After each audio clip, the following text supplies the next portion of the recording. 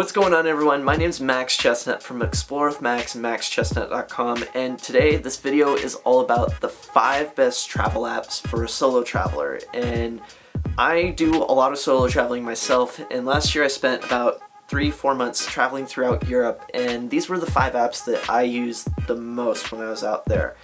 Number 1 was Google Maps, and I know you're probably thinking like, oh, but my phone carrier doesn't allow me to use internet when I'm overseas. Don't worry about that, because Google Maps actually has this really great feature where you can save a predetermined map beforehand. So what I would do is when I went to Paris, I would just do like the zoomed out view of Paris, and I would actually save it.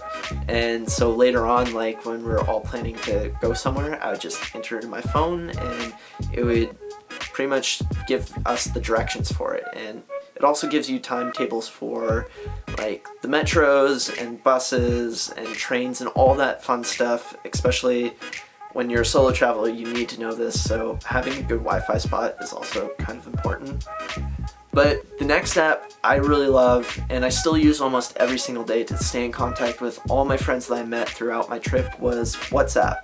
WhatsApp is kind of like your messaging or like Facebook Messenger, but just for the world, pretty much. I met so many people from all over the world, like in Germany, in London, in Iceland, and we all stay in contact through WhatsApp. It's just the easiest way. Super simple, fun to use. You can send like emojis, like GIFs, all that fun stuff. Go download that one and give it a try. Another one I used pretty much exclusively on my trip to Europe was Hostelworld, and it really saved my butt in a few situations. When I was in Paris, I decided to stay there like a week and a half longer than I was supposed to, so like all my plans changed. I needed to get new hostels throughout my stay there, so I used Hostelworld. I actually changed hostels maybe like 2 or 3 times during that trip, and it gave me like ratings, reviews, cool fun events that each hostel puts on, so that's a really good one. My next one is TripCase. TripCase is,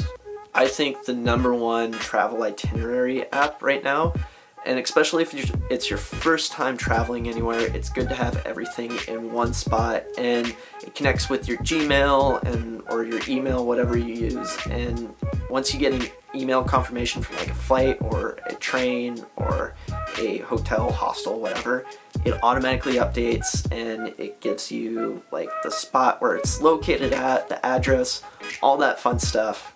Really easy automated service. And then also, if you're a bit younger and your parents are a little bit more like concerned about it, your parents can actually see your itinerary and like stay up to date where you are and where you're going. But it's only if you want to share that with them or if they're a bit nervous.